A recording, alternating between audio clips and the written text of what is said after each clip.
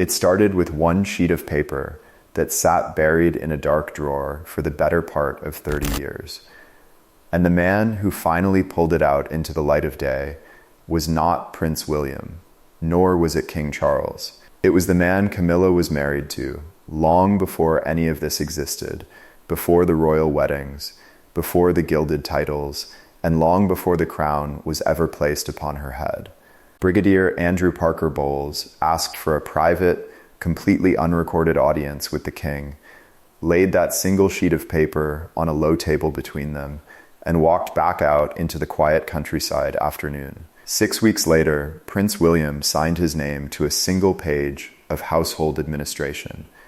And by 9 o'clock the very next morning, the palace had gone cold in that immediate, terrifying way a grand house goes cold all at once, with nobody willing to state out loud what had just changed forever.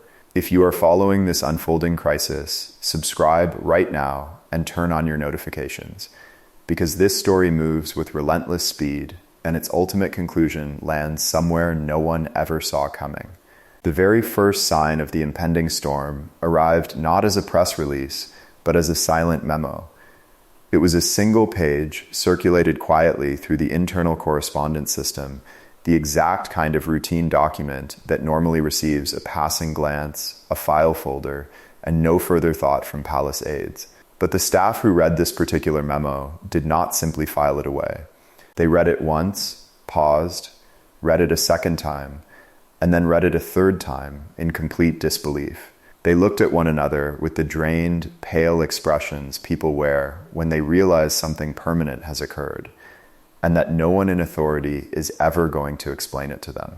The memo covered Queen Camilla's private household finances, her travel allocations, her personal disbursement accounts, and her entire administrative staffing, budget the complete operational machine that allows a queen consort's office to function as an institution.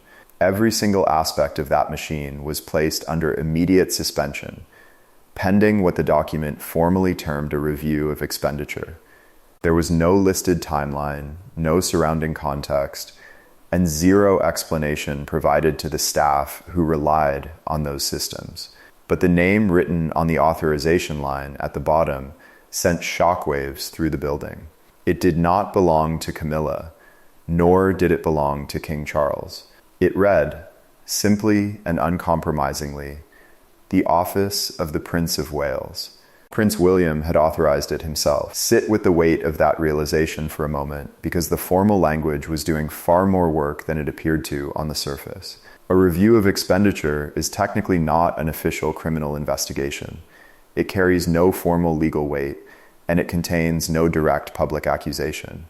In royal terminology, a review simply means that someone with high authority has demanded to inspect the master account books. But inside an institution where no one except the sovereign himself had ever dared to reach into the private financial machinery of a queen consort, that single clinical phrase landed like an iron door slamming shut. By 9 that morning, the grand corridors of the palace had descended into the eerie silence that royal residences produce only when something monumental has fractured behind closed doors. Staff members moved through the hallways with unnerving care. Conversations were kept to hushed, brief exchanges. The outer surface rhythm of the morning carried on, as usual, the breakfast trolleys, the scheduled appointments, the polite nods in the hallway, but underneath that polished veneer, everything was moving at a dangerous speed. One glaring absence made that internal silence louder than anything else could have. Queen Camilla was nowhere to be seen. She had been scheduled for a routine public appearance that morning, a short, warm visit to a charitable organization she had personally championed for years. It was the exact type of low-profile engagement that usually produces 2 nice photographs and a brief local news paragraph. But someone had abruptly canceled it. It was not postponed, nor was it pushed back a week with polite apologies.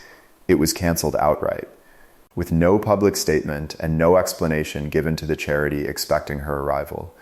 Furthermore, her private office door, which on any ordinary morning stood wide open by 8 o'clock, remained firmly shut. Her personal secretary arrived, scanned the quiet corridor nervously, and left again without entering.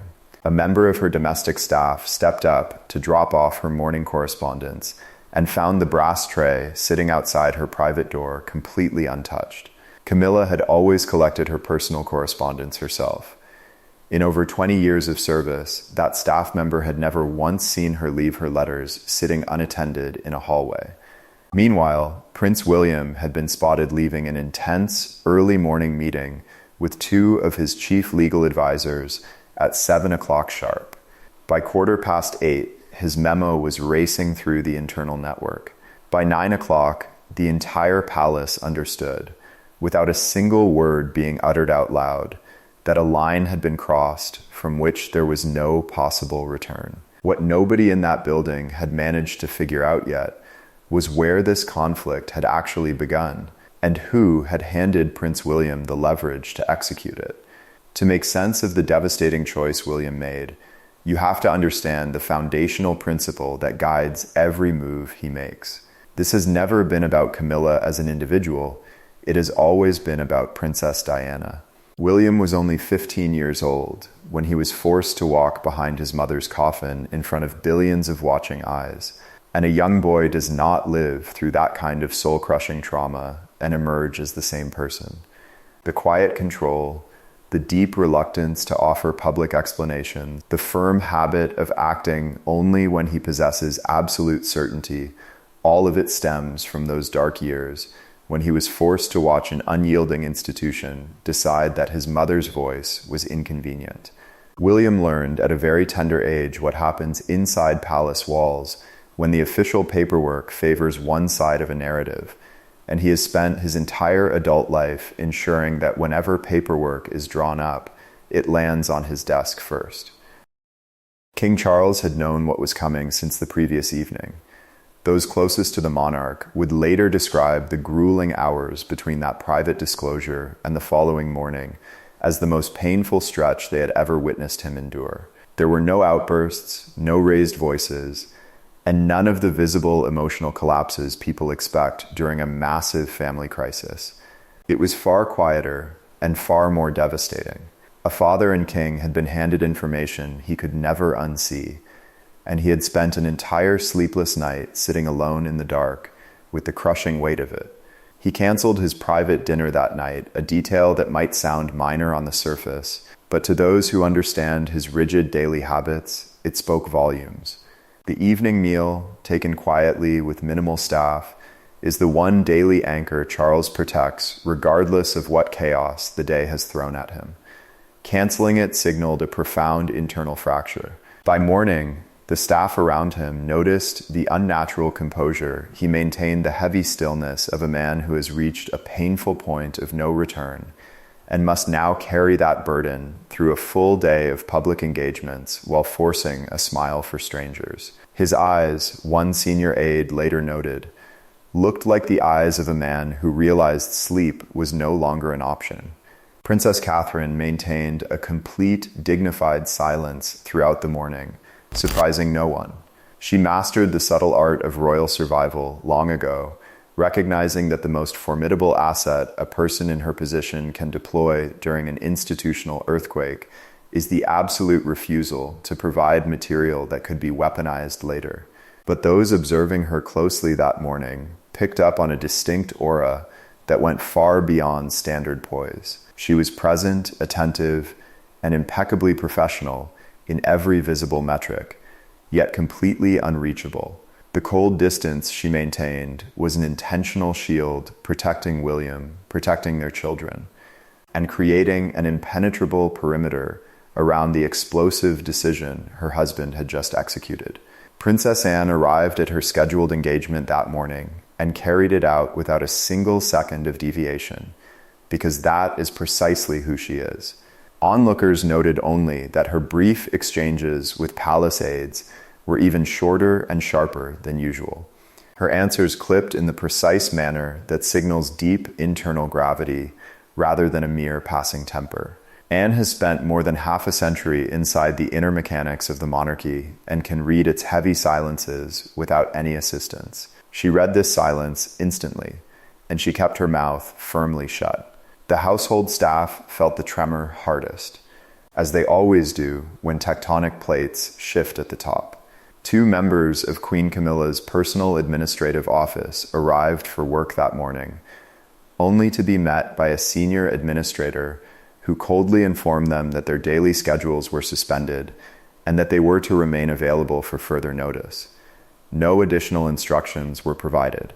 They sat in a small anteroom for over 2 hours, neither daring to ask the other the terrifying question looming in the air, because no one in authority had been cleared to give them an answer. None of them knew the full truth, yet not Charles with his hollow composure, not Catherine behind her impenetrable distance, not Anne with her sharp discipline, and certainly not the 2 staff members waiting anxiously in an empty anteroom.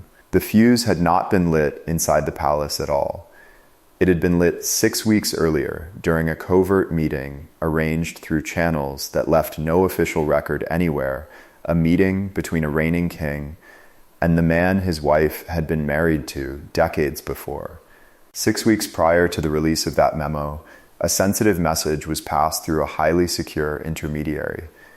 It deliberately bypassed the traditional correspondence channels that govern how senior royals communicate the formal pathways that create permanent records and pass beneath the eyes of private secretaries trained to log every single sheet of paper crossing a desk. Instead, the message was carried by a retired equerry, a veteran who had devoted 30 years of his life to royal service, who understood both households with the intimate depth that only long proximity creates, and whose name carries undisputed integrity. The message was brief. Brigadier Andrew Parker Bowles was requesting a private, off-the-record audience with King Charles. The request itself was not entirely unimaginable. The 2 men were not strangers. They had navigated overlapping social circles for over 50 years' military functions, countryside estates, and the complex social architecture of the British upper class, where men with complicated, shared histories learned to handle one another with civil ease. They were never close friends, but they maintained the functional peace that 2 men arrive at when both have accepted a situation neither could fully control. During the coronation in May 2023, Andrew Parker Bowles was formally seated inside Westminster Abbey while his former wife was crowned queen beside the king, a testament to the mature arrangement they maintained. However, this specific request differed fundamentally in 2 alarming ways: the covert channel used to deliver it and the strict condition attached to it. Andrew Parker Bowles requested explicitly that the meeting never be logged in the official court circular.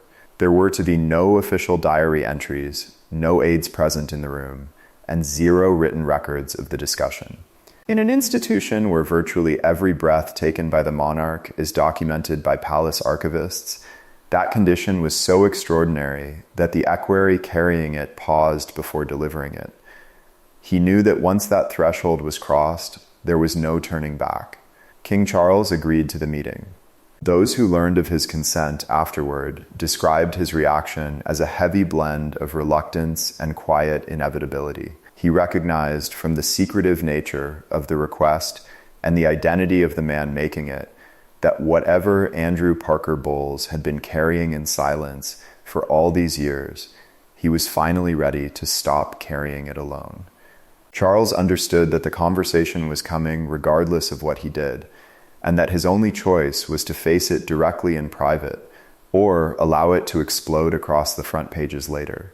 They met on a quiet Wednesday afternoon at a private countryside residence, a neutral location with no official ties to either man's public duties. The house belonged to the retired equerry himself, offered up with the discreet loyalty that old military networks extend without asking for terms. What Andrew Parker Bowles said behind those closed doors remained strictly between the 2 of them. But staff members who witnessed the king's return to his residence that evening were deeply shaken by his appearance. Charles looked like a man who had just been handed